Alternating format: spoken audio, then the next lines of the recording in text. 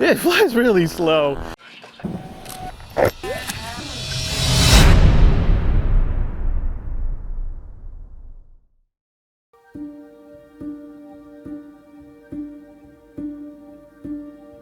When a Piper Super Cub and a Fleischler Storch really love each other, you get a Shock Cub with a 102-inch span and both leading and trailing edge high lift devices, plus a fully accessible interior.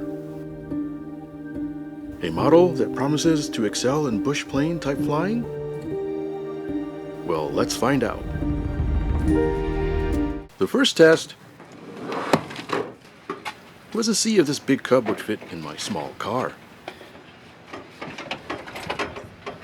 Fortunately it does, but with not much room to spare and no passengers. Next was to fire up the RCGF twin engine for the first time. With the model secured and a tank filled up, it was time to crank her up. Despite the choke being on, it took a dozen or so flips to prime the new carburetor. But it eventually showed signs of life. Oh, yeah, baby. Choke off, it still took a series of flips to fire up. Briefly. Eventually, the engine got with the program and sprang to life. I immediately noticed how much smoother the twin cylinder was compared to the single cylinder gas engines I've used previously. The stock carburetor settings worked well enough, but I still needed to do some fine tuning and run a few more tanks to break her in. Still, I was very happy to have her running. Now, the time had arrived. With light winds down the runway, it was a perfect day for the Shock Cub maiden. My handy electric starter kicked the engine to life in a hearty grumble. Satisfied with a good running engine, it was time to go.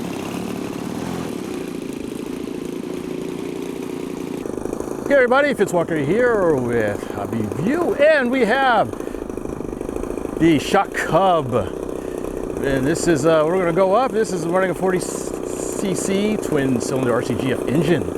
And we are running and a little control check here. And let's see how she goes. I'm going to advance the throttle here. She's up. And that was a no flap takeoff. She's up pretty quickly. There's very little wind today. I'm running a 28 prop. I'm going to back off the throttle a little bit. And this plane is very stable. It's big, but it is a sweetheart. It's just basically a big trainer. We'll do a little pass here. Kind of a little high. String around, doing a little low pass here. This is about 2/3 throttle. Stock control setup. So I did add a little bit of expo to the high rate ailerons, but other than that, it is what they recommend for control throws. So let's bring around here. I'll slow it down. A nice scale flyby, look at that.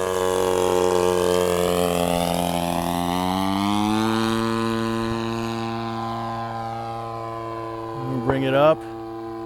Now this engine's pretty new, so it's not quite 100% tuned in, but it's got really good power, good scale power. Don't expect to do 3D on it.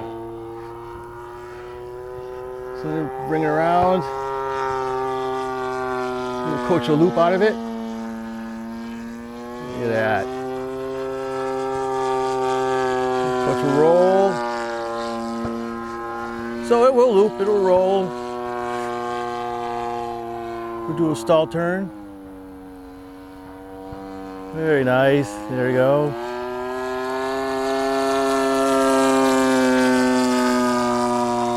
Not sure how well it'll snap. See what it does. It'll snap the other one direction. We'll bring it around. Try the other direction.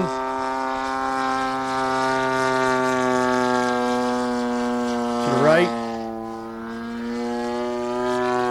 Snaps a little bit better to the right. It stops pretty quick, which is nice. It did take me a bit to get used to sort of the momentum. It's a big plane it has. Bigger planes tend to fly a little bit different, not harder, just a little different, which makes them interesting. The rudder's really good. That's almost a rudder turn there. Don't know if it'll knife edge. See what it'll do. Oh, look at that. Kind of, sort of. Running out of rudder a little bit, but I'm gonna kick in some rudder here in that turn.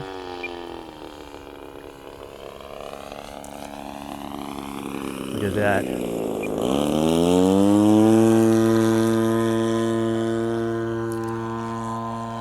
We'll bring it around. So I'm gonna bring it up. I'm gonna do some, this is supposed to be a STOL plane, so I'm gonna bring her, cut the throttle a little bit. See what it does on the stall. Full up, full up, full up. That is full up elevator. No wing drop. Look at that. Very nice. So it took off without any flaps. So I'm gonna bring her on again with flaps, get some altitude. This has movable leading edge slats, so really curious to see how well this does. So I'm gonna bring her up a little bit. A couple of mistakes high, slow it down. Put in one bit of flap. So far, so good. Let's see, feed some up elevator. Interesting. Maybe I spoke too soon. Put the flaps back up again. It didn't quite respond as expected. So it actually had a bit of down pitching in it, which I thought was interesting. But it was pitching down rather severely. Oops, thought I moved the flaps up, I didn't. That was a different switch. We'll do another low pass here. Make sure I'm back into standard flight configuration.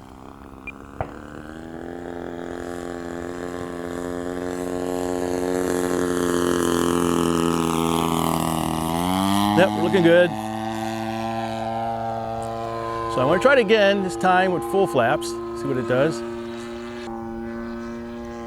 Back off on the throttle. One flap, two flaps. This is full flaps. Whoa, it just kind of stopped. Interesting. Definitely changes the flight. Elevator's a little more sensitive. I thought something was not quite right. All right, let's go back, no flaps. This is the first time I've really been playing with these flaps, so it's gonna be a bit to get used to it. It flies a little different. It's almost hard to explain. We'll try it again. Get some altitude. One less time to check my sanity. Full flaps. I want to stall it this time. This is full up. Yep, strange things are afoot at the Circle K. This is full up and it keeps the nose down. Wow. Interesting. Oh. Oh no, dead stick. Engine quit on me. Come on, baby, up and over. No. Oops. Yeah, could be worse. Interesting. We'll have to see what happened there. It's your fault for not pausing for me. Back on the ground, I discovered I'd forgotten to secure the tank, causing fuel starvation. But I had another surprise. Something found on the ground that should be in the plane. Yes, a motor mount bolt had come loose and was wedged in the cowl. Somehow, the thread lock had failed. No more flying for the day. Back in the workshop, it was obvious where the missing piece went. There was also a second bolt that had come loose. Now my pride was starting to hurt. What did I do wrong? The first thing I noticed was the lock washer seemed unusually flat. So I was off to the hardware store for some supplies. First, to get some better lock washers. And then, some high-strength, high-temperature thread lock, since the stuff I used before was only medium strength. As you see here, the new lock washers had noticeably more twist to them. Now to apply the high-strength thread lock. I also added some fender washers to prevent the standoffs from digging into the wood firewall. Oh, I almost forgot to secure the tank.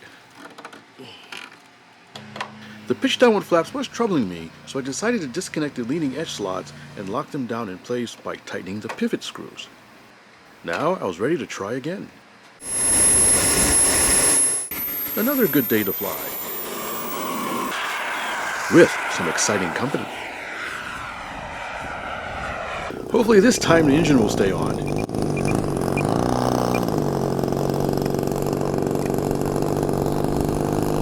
Okay, so we're here at the Shock Hub with the locked leading edge spoilers. I'm going to get a little bit of a crosswind, so I'm going to taxi over here a little bit further down and do a takeoff with no flaps. And we're going to take it up, see how she does.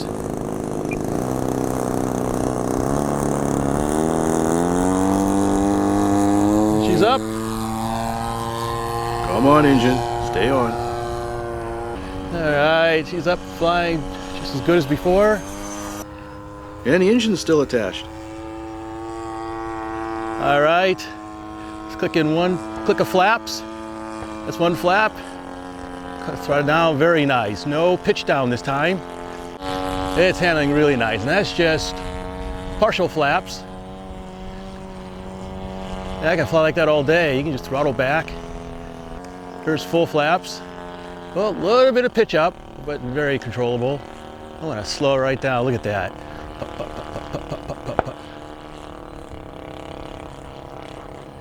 Wow, that's very nice. So it's handling much better with the fixed leading edge slats. I'm just gonna pull it back down to idle. Feed in some up elevator. And very nice stall, just kind of rocks, left wing drop just a little bit. I'm gonna raise the flaps, kick in some throttle. Very nice, that is much better. I now had the confidence to do a slow and dirty flyby.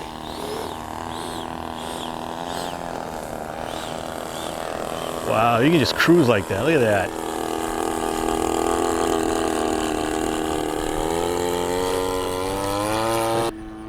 I'm going to come back around and do a landing. One click of flaps, two click of flaps, kill the throttle a little bit, make a steep approach, kick in a little bit of rudder. Just let her settle down. Oh, let me get a throttle here. I forgot there's a ridge on the runway.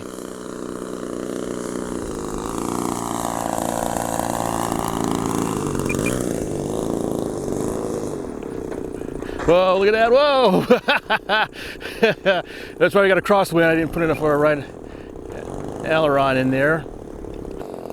With the lock slot configuration change a resounding success, I had another test to perform. Let's do partial flaps into the wind. We got those threes here. Yeah, she's up, look at that! Oh yeah! Now that was a short takeoff. I bet that was less than a length of the aircraft. Pops right up. A very impressive launch. She truly earns the name Shock Hub now. The RCGF 40cc twin, singing along pretty good. Okay, let's do another landing, see if I can do it better this time. Point the nose down. Let me keep a little throttle here.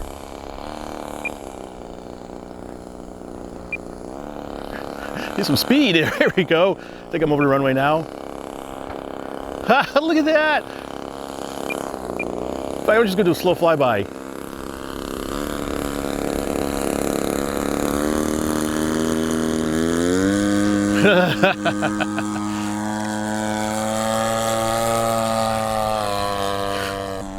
Gonna have to mix in a little bit of downward elevator with the flaps, but just a touch. All right, full flaps again. Just now keep some throttle in here a little bit.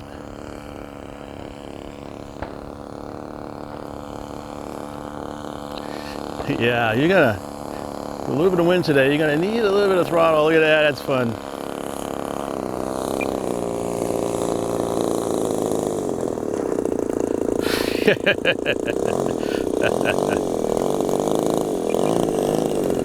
Very nice. I think I like that. All right, so we're gonna cut this. There we go. So we're gonna tweak something and try it again. I had one last experiment to try, to replicate the real Shuck Cub's free floating slats. So I loosened all the bolts. Let's hope she won't do anything drastic. Okay, we have the free floating slats. This should be interesting. I hope it's not too interesting, of course. So this is experimental. No guts, no glory. And come on, baby, don't let me down. We're clear. Let's go.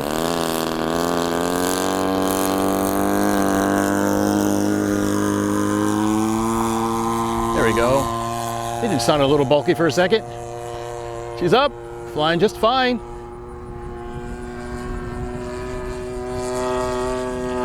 Nothing there. Looks good.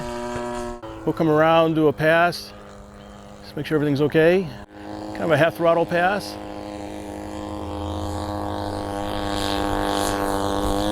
Some more speed there. All right. Let's get some altitude and see what she does. I'm gonna drop one notch of flaps. Slow her down. All right, I'm gonna feed in some up elevator. We'll decrease the throttle. This is one notch of flaps. It's doing really good. I don't notice anything. Let's get some real aggressive on the elevator. Not quite full up yet. Go to idle, full up elevator. This is full up. Gotta bail.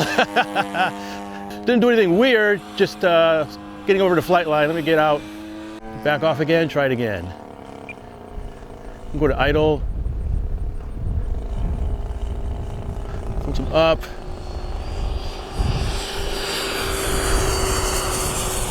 It's really doing slow flight really well. Not doing anything critical. Back off on the throttle. There we go. Not quite full up. Oh, there we go, there's a brake. Go full up on the flaps. So it broke pretty hard on the stall, but until that happened, it flew really slow. So we got a jet flying around, so try to stay out of his way.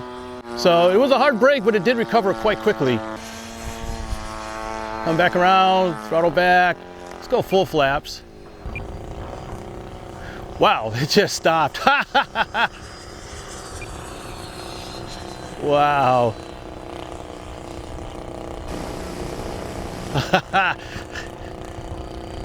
Dude, we've got about a 10-mile-per-hour wind today.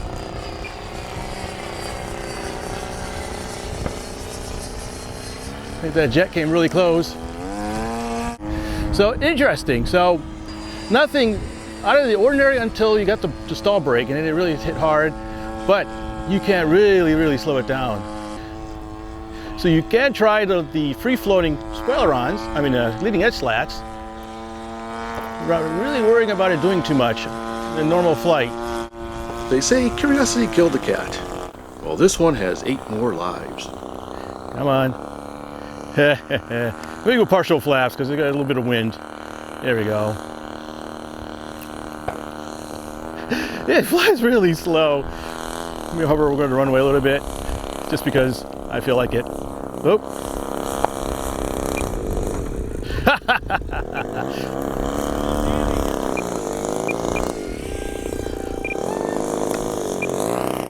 All right, I think I'll wrap that up as another good day of flying. But that was good. Free floating leading edge slats, just fine. I might even leave them that way.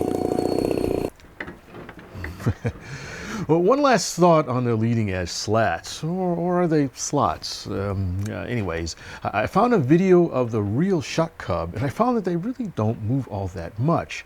So ultimately, I may fabricate some sort of pivot limiter on the model, as I suspect they're moving up too much, causing that hard break at the stall you saw in the video. So if you're building this plane, I just recommend you lock them in place. I think they work best that way. Now, besides the fact that I need a bigger vehicle, and you're welcome to send donations to the HobbyView SUV Fund, this has been a really fun plane to fly, and I think I'm just beginning to explore its flight envelope. It's also an easy model to fly, with just enough minor quirks to make it fun and interesting and not at all intimidating. It really scratched an itch with me in that I finally have a chance to try a twin-cylinder engine, my first in fact, and I really like its smoothness and scale looks in the cowl.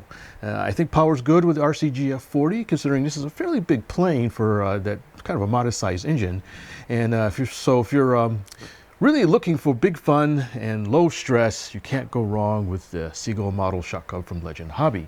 It's a big teddy bear of a bush plane, aren't you? Yeah.